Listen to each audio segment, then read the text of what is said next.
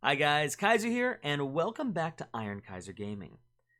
Now, while the channel tends to focus on real-time strategy games like Age of Empires, I'm also a really big fan of 4X turn-based games like Civilization.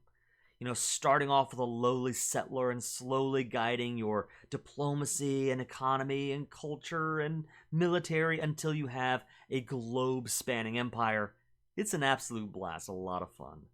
And in today's video, I want to showcase one such project that I think is really exciting and has a lot of potential. And the name of that project is Millennia. Millennia is an upcoming 4X turn-based game in the same mold as Civilization, but with some really interesting twists. It's coming out next year, so news is still coming out about it. I don't have a lot of video footage to show you, but I think it's worth keeping an eye on. So let's dive in, and I'll share with you why I think this game is particularly interesting. First, let's talk about the main premise of the game. In Millennia, the timeline of the world is broken down into ages, and each age has its own units and technologies. If you've ever played Civilization, this will be familiar. But in Millennia, the ages you proceed through aren't necessarily fixed. Depending on the state of the game and the choices of the players, alternate history can crop up, which will radically change the shape of the game. For example, in the late classical era, sort of the Roman Empire period, players can proceed down the historical Age of Iron, or the variant history option, the Age of Heroes, or the catastrophic crisis age, the Age of Blood. Imagine later in the game, you might choose to take on the Age of Ether, which is sort of a steampunk-inspired alternate history. Or, late in the game, the Age of Visitors, which is an arrival of aliens sort of situation. And the coolest thing about all this, in my opinion anyway, is that these choices aren't random. Instead, they are fought over by the different players of the game. So strategy is a really big part of this. This is the history of the world, so every player must go down the same route. So one player might value the cultural and civic development opportunities that the Age of Heroes brings to the table, and will invest heavily in going down that route. While another player might try to plunge the world into the Age of Blood, figuring that the chaos of this age will hurt other players more than her. So it's a really cool mechanic with a lot of potential for strategy and comebacks, and I'm really looking forward to seeing how it plays out in-game. The second thing we've got to talk about is the economy in Millennia. Now, if you're familiar with Civilization, you know how resources typically work in 4X games.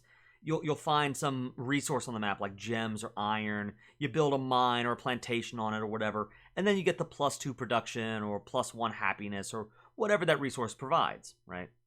Some resources can be required for a certain unit or building, but that's pretty much it for your typical 4X game.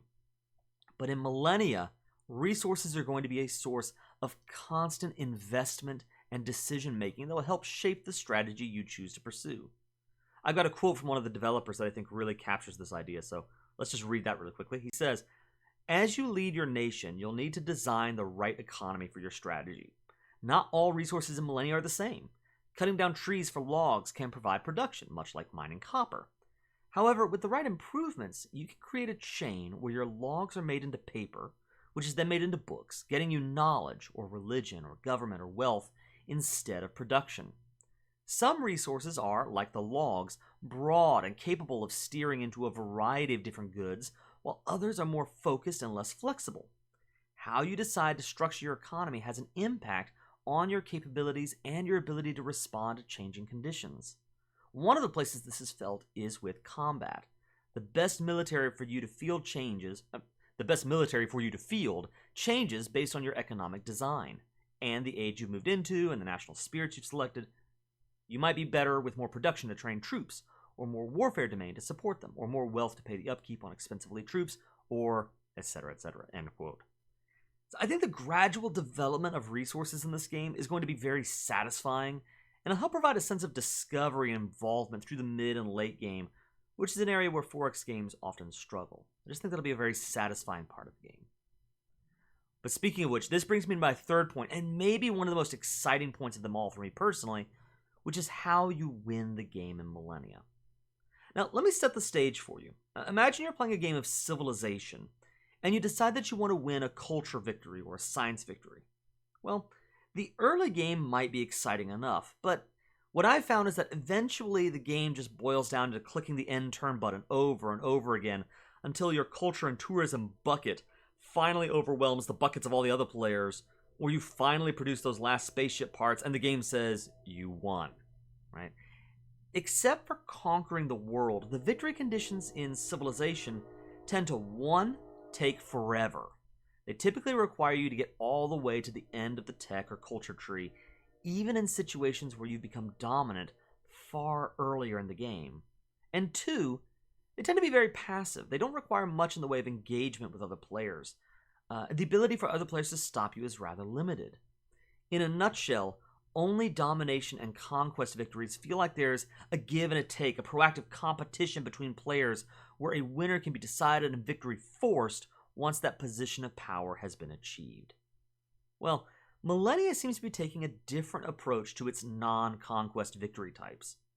In addition to the normal ages and the alternate history variants and the crisis age, there is a fourth kind of age that one can enter into, a victory age. A victory age requires investment to enter into, but this is a player's way of saying, I'm all in. I have the dominant position for science or culture or what have you, and I'm going to win right now in this next age. So everybody moves into this age, everyone's made aware that player 3 or whoever is making a game-ending move, and the cultural or scientific battle reaches a pivotal moment. Player 3 has one age to try to bring the game to the end, and the other players are given one age to stop him. And this is awesome, because it encourages this kind of proactive fight and competition between players in the cultural and scientific spheres. And it allows you to end a game once you're certain you've achieved that dominant position, or it gives everyone else a chance to team up, catch up, and knock that dominant player down a peg or two. Either way, I think it'll make for a much more engaging and dynamic way of playing and winning games of Millennia. I'm really excited to see how victory ages play out. Oh, and lastly, I've got to quickly mention that Millennia is made by C+ Games, which is a new development studio founded by a few of the original Ensemble Studios guys.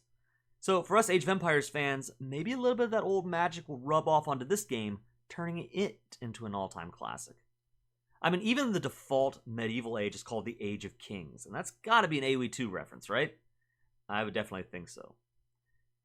So that's it for now. Millennia comes out sometime next year. I'm going to leave some links to the trailer and the Millennia website and Discord in the description below so you can follow the game for yourself. If the game looks interesting to you, consider wishlisting it on Steam.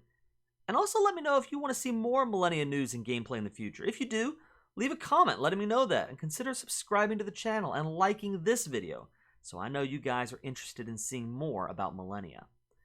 But for now, that's it guys. God bless, have a great day out there, a wonderful Thanksgiving, and for now, this is the Iron Kaiser, signing off.